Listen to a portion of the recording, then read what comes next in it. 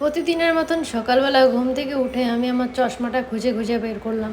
এরপরে 2-3 মিনিট লাগলো খালি আমার চোখের আলো ফিরে আসতে। বিছানা থেকে উঠে গিয়ে সবার আগে আমি ফজরের নামাজটা পড়ে ফেললাম। এরপর ছেলের বউকে বলে দিতেছিলাম কিভাবে কিভাবে কাজ করা লাগে। কি একটা ছেলের বউ পাইলাম, সংসারের কোনো কাজ কাম কিচ্ছু করে না, এদিকে আমার হাঁটুর ব্যথার জন্য আমি কোনো কাজও করতে পারি না। এরপর কতক্ষণ মোবাইলেও জানার চেষ্টা করলাম, কিন্তু কোনোভাবে মোবাইলে কোনো ইসলামিক গান গজল আনতে পারতেছিলাম না। নাতিকে ডাক দিয়ে বললাম যে আমার মোবাইলে ইসলামিক গান এনে দে। পরে গান এনে দিল, শুনতে শুনতে ঘুমায় গেলাম।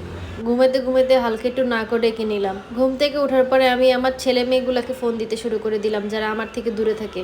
বলতে লাগলাম, বাইচে থাকতে তো আমাকে দেখতে আসবি না, আমি মরে গেলে আমাকে দেখতে আসিস। এগুলো বলে ফোন কেটে দিয়ে কতক্ষণ তাদের জন্য দুঃখে দুঃখান্বিত হয়ে আমি কান্নাকাটি করা শুরু করে দিলাম। আমার ছেলে মেয়েগুলো আমাকে দেখতে আসলো না। নাতিনরা আমাকে দেখতে আসার পর ওদেরকে ছোটবেলার অ্যালবাম বের করে দেখায় দেখায় বলতে লাগলাম যে এগুলো তোরা ছিলি।